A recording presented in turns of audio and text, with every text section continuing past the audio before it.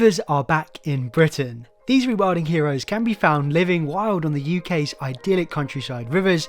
They're in plenty of enclosures dotted around the country too, but now there's a reintroduction project to the country's capital, London. A stone's throw away from a McDonald's no less. Tunnel to Beaver reintroduction, McDonald's. In this video, we're getting a tour of the site to learn all about the project so far and what we can expect in the future. And in this video, I've got a cool new way for you to get involved with rewilding and ecology. But more on that in just a minute, because I've got a couple-hour drive into West London. The project is in a heavily urban area of Greenford within the borough of Ealing. The exact location is known as Paradise Fields, which is part of the wider green space Horsenden Hill. And then in good style, with any kind of urban project, we're entering through an underpass. Yeah, big plans for this entrance. We're going to paint a mural. So one side is going to be the underwater world of a beaver wetland, and the other is going to be above water. This is Sean, and he's part of the Ealing Wildlife Group, who are working with Citizen Zoo, Friends of Horsenden Hill, Ealing Council, the Beaver Trust and the Mayor of London to make this project happen. Paradise Fields is a little sunken oasis with water flowing in from the Grand Union Canal that feeds into a system of ponds that are surrounded by woodlands and grasslands. This already feels like that there should be beavers here. This is prime beaver habitat. It's looking very beavery. All it needs now is some beavers. So yeah, they're not here just yet, but they're set to be introduced later this year and we'll be coming back to film it. So be sure to subscribe to not miss them going in. And why does it look so beavery here? Well, beavers feed exclusively on plants, and one of their favourite species is willow, which there is absolutely plenty of on site. And these woodlands surrounding the ponds are nice and wet, and although semi-aquatic, their chunky bodies are much more adept to life in the water. This is going to be the site where we're releasing the beavers initially. Whether they stay on this location or not is up for grabs. They'll probably surprise us plenty of times throughout the project. And what we're anticipating is the beavers will probably build a lodge out in the middle of this lagoon, protected from people and dogs that are using the site. They surround themselves with deep water. It's one of the concerns we've had from the public. Will the beavers be okay in an urban environment? Actually, beavers do everything to put water between themselves and potential predators or nuisances, so we're fairly happy they're going to be safe. As a vet, obviously I'm super concerned about the beavers' welfare and wouldn't be putting them into a position where I think they're going to come to harm. Throughout the visit, Sean mentioned just how much they've worked with the local community to inform and involve them at every possible stage.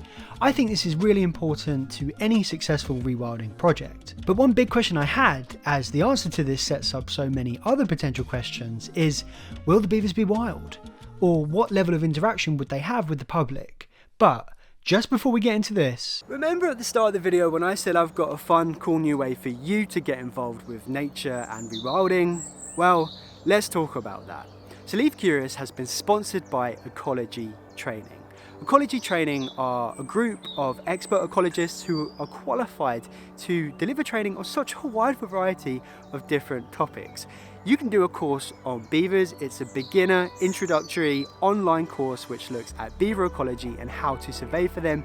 You can also do an online course. It's a brand new course which they've just released on rewilding. It takes an extensive look into the topic. I'm just so excited for this because I want to be able to offer you more, and there's only so much I can do with these videos, but with this partnership, if you're curious, you can actually learn way more than I can ever teach you, and you can maybe start to pursue a career in ecology and nature and rewilding. Trust me, it's such fun being outside all the time, and we definitely need as many people as we can in these jobs. So as well as the introductory courses, they also offer advanced and bespoke face-to-face courses too. I really recommend you go to the website. It's linked down in the comments, it's in the description, and it's on the screen now. That's the website you have to go to.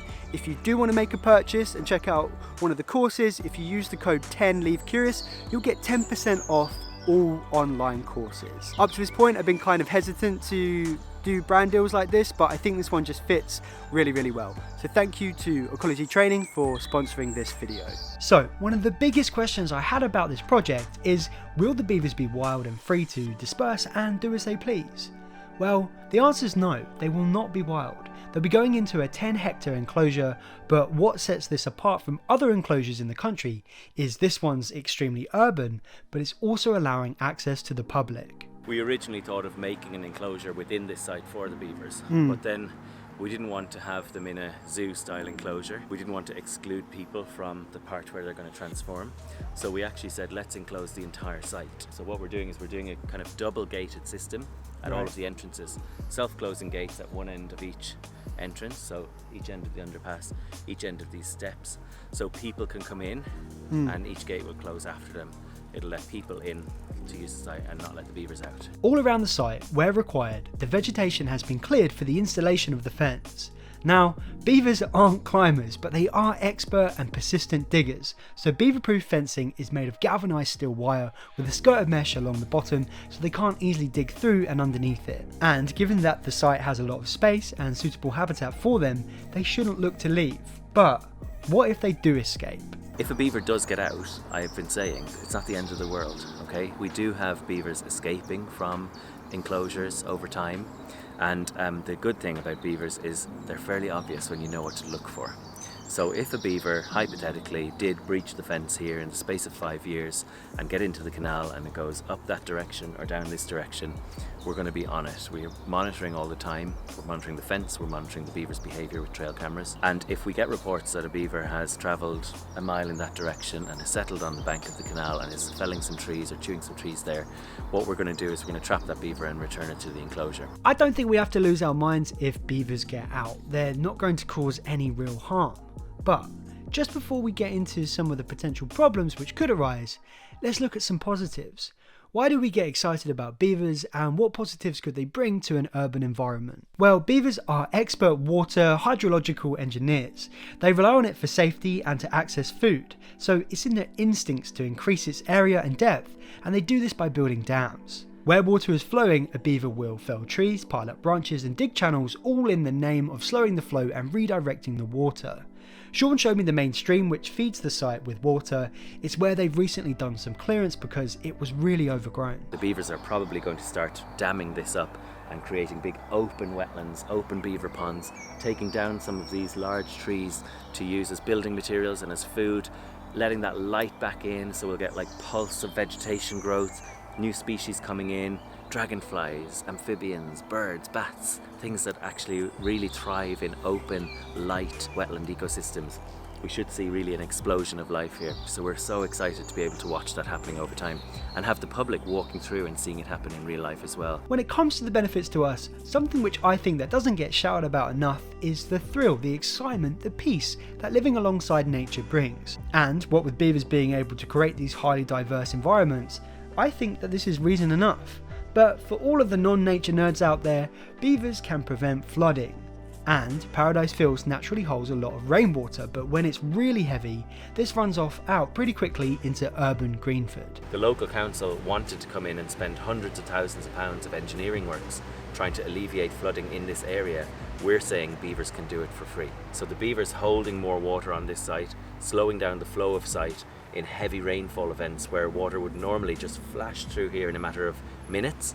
They're going to be holding water and it's going to be percolating through much more slowly through the beaver wetland system. So we're hoping to show the community here in Greenford and Ealing that actually having beavers living alongside you in an urban river catchment can mean your house, your surroundings gets flooded less often. But on balance, what are the potential negative impacts of beavers? Well, there's two main issues: felling or damaging the wrong trees, and flooding the wrong area. Sean showed me an old oak tree which they'll be protecting as it's got little owls nesting in it.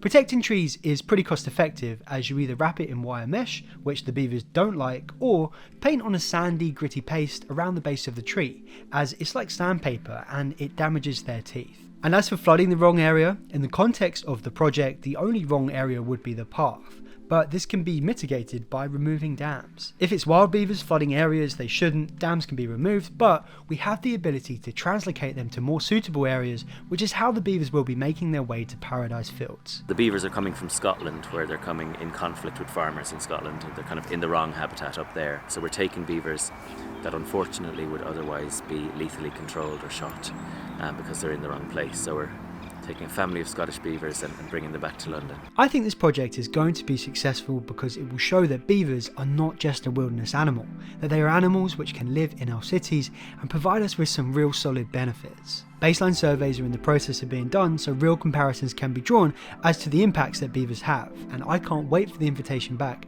to update you and document their arrival. Go and show some love to the project. There's a donation page which I'll put in the description of the video, and also remember to check out Ecology Training, as I think they'll have something for you. And of course, thank you so much for watching the video. If you've enjoyed it, leave a like on it, do all the YouTube things. Be sure to subscribe, because I'm just a guy who's passionate about rewilding and I love making these videos and connecting with as many of you as I can. So thanks again, live curious.